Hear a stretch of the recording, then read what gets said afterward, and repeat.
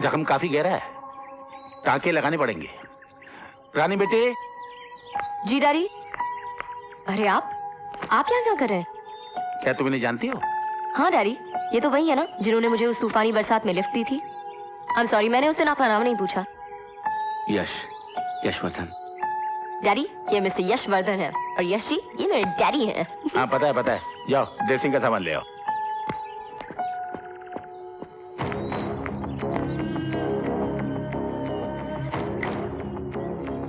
टाँके लगा रहा हूँ, दर्द होगा, जरा सह लेना। जी।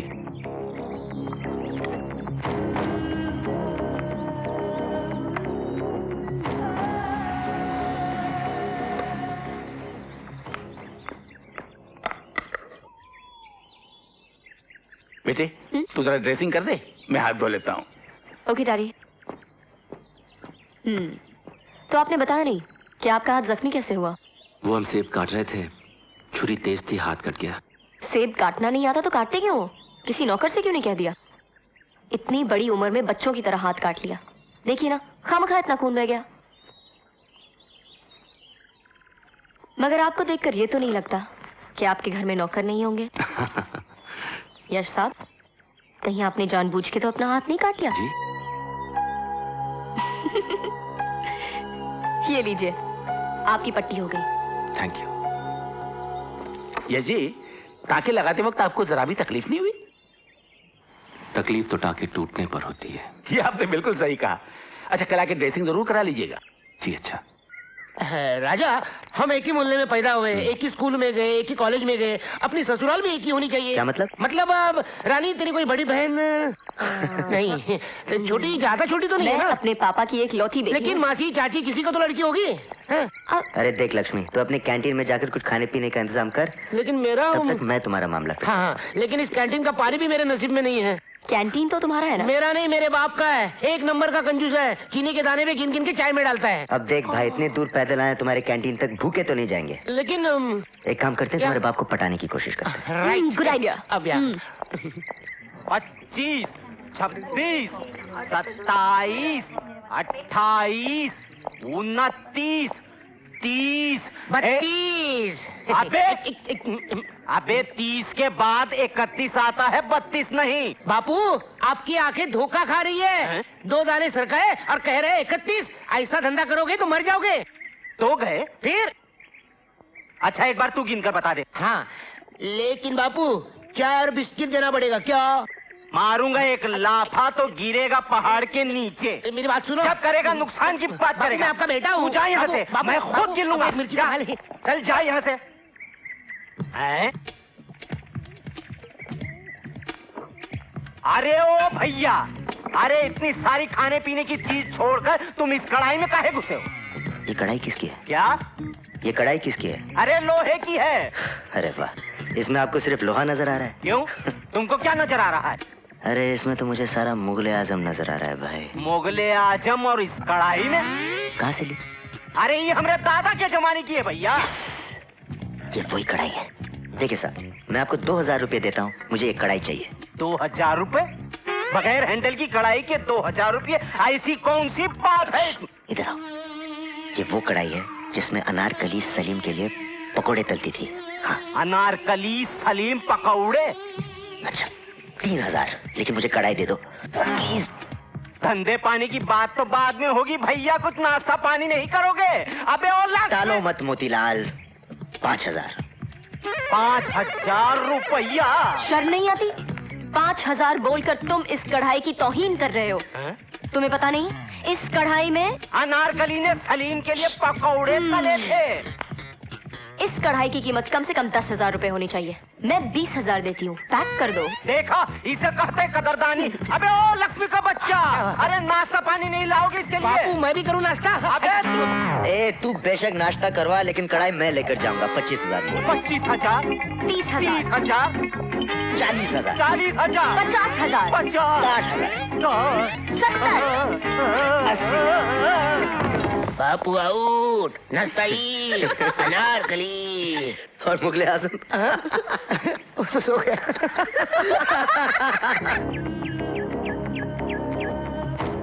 यश, आप अपनी घड़ी वहाँ भूला है बेटा? जी दाई माँ। दाई माँ, हम तो ये सोचकर गए थे कि आज हम रानी के पिता से बात करेंगे, लेकिन वो तो वहां थे ही नहीं, इसलिए हम अपनी घड़ी वहां छोड़ा है। दाई माँ, रानी के पिता बहुत इज्जतदार आदमी है, इसलिए घड़ी लेकर जरूर वापस आएंगे। और दाई माँ, आप हमारे बुजुर्ग होने की हैसियत से उनसे बात जरूर कीजिएगा। उनकी बेटी का हाथ जरूर मांगिएगा। जरूर मांग लूंगी बेटे, और हमें विश्वास है कि वो इनकार नहीं कर पाएंगे, और ना ही उनकी इनकार करने की हैसियत है। आज हम आपकी बात जरूर पक्की करके रहेंगे। हुकुम, आपसे कोई मिलने आया है। ठीक है।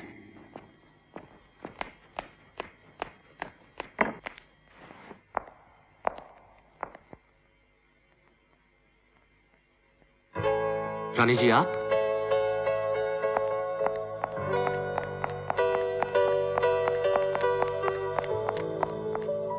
अरे रानी जी, आप यहाँ? ये लीजिए आपकी घड़ी। पता है कितनी कीमती है? अगर किसी और के हाथ लग जाती या कोई इसे उठाकर ले जाता तो हमारी इज्जत का तो धुआं हो जाता ना। खैर, आपने इसे लाने की जहमत क्यों की? तो क्या पिताजी से कहती? कितनी शर्म की बात है, वो तो खुद आने वाले थे, मैंने ही उनको मना कर दिया। नमस्ते, मेरा नाम रानी है। आप? ये हमारी दाई माँ है, और दाई माँ ये है रानी। हाँ, अच्छा अच्छा।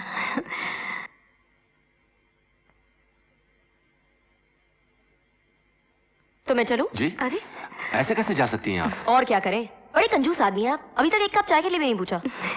हम चाय का इंतजाम करते हैं। यश बेटे, जी? तब तक आप इन्हें महल दिखाइए। जी, चलें? चलिए। तो रानी जी, आप बताइए, आपको कैसा लगा हमारा ये महल? अच्छा है, मगर बुरा ना माने तो एक बात कहूं, कहिए। बाहर से ये एक मौसम्बी के जूस निकालने वाली मशीन के जैसी लगती है। आप हंसते हुए बहुत अच्छे लगते हैं, हमेशा क्यों नहीं हंसते? अगर आप चाहती हैं तो हम हमेशा हंसते रहेंगे। प्रॉमिस? प्रॉमिस। ओह वाओ, ये पियानो कौन बजाता है? हम बजाते थे कभी कभी। बजाइए ना। अब तो प्रैक्टिस ही नहीं रही। नॉनसेंस, प्रैक्टिस कुछ नहीं। चलिए जल्दी से बजाइए। फिर कभी। कैसे कुंवर जी, आप घर आए मेहमान की फरमाइश पूरी नहीं करेंगे? अब तो आपको गाना भी पड़ेगा। चलिए जल्दी से बैठिए।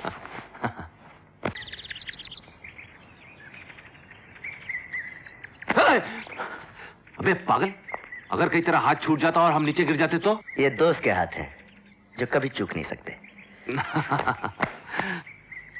लेकिन अब मैं सोच रहा हूं कि तुम्हें यहाँ से फेंक ही देता तो बेहतर होता। वो क्यों? अरे कहाँ था तू? इतने दिनों से मिलने क्यों नहीं आया?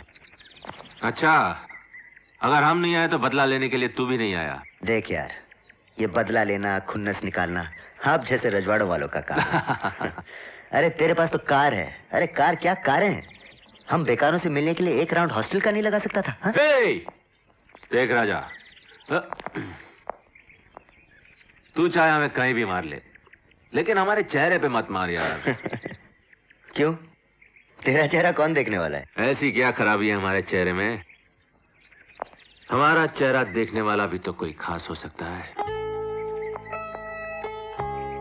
हो सकता है या हो सकती है? ओके, अब बात समझ में आई कि जनाब इतने दिनों से क्यों नहीं मिले, क्यों इस तरह अकेले छत पर खड़े होकर किसी का तसव्वुर किया जा रहा है। कौन है वो जिस पर हमारे यार का दिल आ गया है? हाँ? बताएंगे कभी? कभी नहीं, अभी। क्योंकि अगर तुमने मुझे बता दिया कि तुम्हारा दिल किस पर आया है, तो शायद मैं भी तुम्हें बता दूं कि मेरा दिल किस पर आया है। ओह, तो राजा साहब भी इश्क फरमा रहे हैं। लेकिन राजा, अगर तुम हमारी रानी को देखोगे तो तुम्हारी आंखें चौंधिया जाएंगी। जवाब तो हमारी रानी का भी नहीं है। तो ठीक है, लग गई शर्त। तुम अपनी रानी को ले आओ और हम हमारी रानी को ले आते हैं, फैसला हो जाएगा। फिर शर्त? हार जाएगा। नहीं दोस्त, ये शर्त हम नहीं हारते। तो ठीक है, कल शाम 6:30 बजे सनसेट पॉइंट।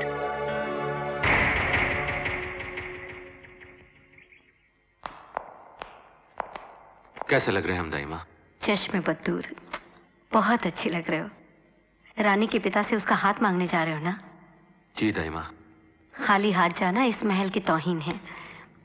ये लो, ये हार उसे पहना देना। जी ठीक है दाई माँ।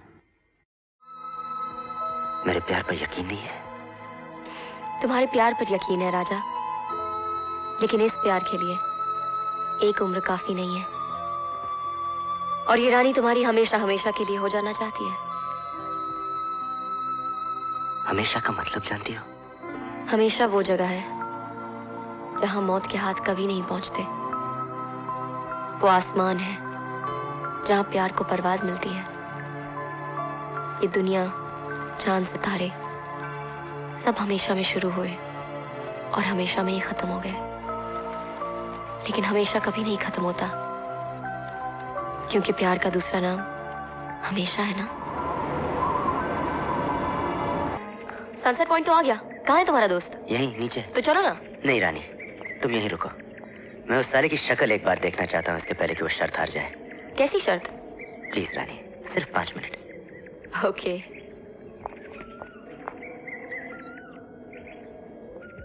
आई love you. Love you. Oh Yash, अकेले अपनी जान को नहीं लाए? अरे छुपा रखा है तो सामने ले आ यार, छीन थोड़ी लूंगा, मेरे पास अपनी है। क्या बात है यार, तू ठीक तो है? सुना है जिंदा हूँ। अरे मजाक मत कर यार, बता ना, कहाँ है तेरी जान? हमारी जान को हमसे कोई छीन कर ले गया। और तू चुपचाप खड़ा देखता रहा? वो शख्स हमारी जिंदगी का एक हिस्सा है, वो भी हमारी जान है, जो हमारी जान को हमसे छीन कर ले गया। तू जिसके टुकड़े करने की बात कर रहा है, वो हमारे जिगर का टुकड़ा है। तब तो मौत भी उसके लिए कम है। दुश्मन अजनबी हो तो माफ किया जा सकता है, मगर एक दोस्त बनकर इतना बड़ा धोखा। देख यश, सारे रिश्ते भगवान बनाकर भेजता है, माँ बाप, भाई बहन, मगर दोस्ती, दोस्ती एक ऐसा रिश्ता होता है जो इंसान खुद बनाता है। उससे बड़ा कोई रिश्ता नहीं होता, और दोस्ती में दगा देना, ये तो सबसे बड़ा गुनाह है। अरे अपनी दोस्ती के खातिर लोग अपनी जान तक दे देते हैं यश। ये सब किताबी बातें हैं राजा, जो सिर्फ किताबों में ही अच्छी लगती हैं। जिंदगी से इन बातों का कोई वास्ता नहीं।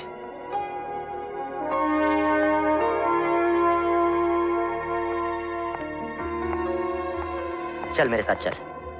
अरे चल ना, चल। ये खाई देख रहा है तू? यहां से अगर कोई गिर जाए तो उसका जर्रा जर्रा नजर नहीं आएगा। तो तो कुछ नहीं। कुछ नहीं।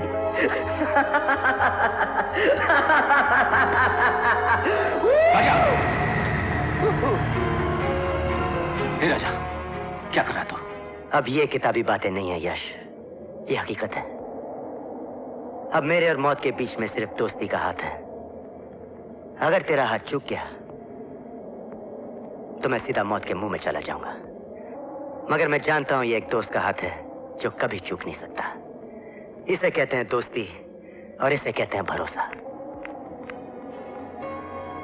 एक बात बता राजा, तुझे अपनी दोस्ती या मोहब्बत में से किसी एक को चुनना पड़ा तो तू किसे चुनेगा? तू अपनी मोहब्बत को चुनेगा ना? हम भी वही कर रहे हैं। हमारी मोहब्बत रानी है।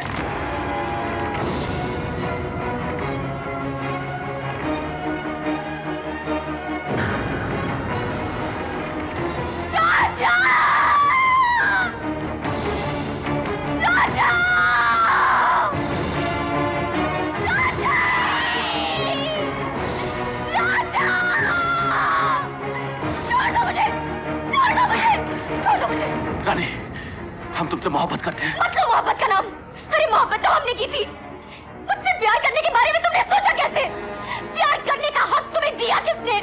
सिर्फ इसलिए कि तुमको वो यश बर्तन हो।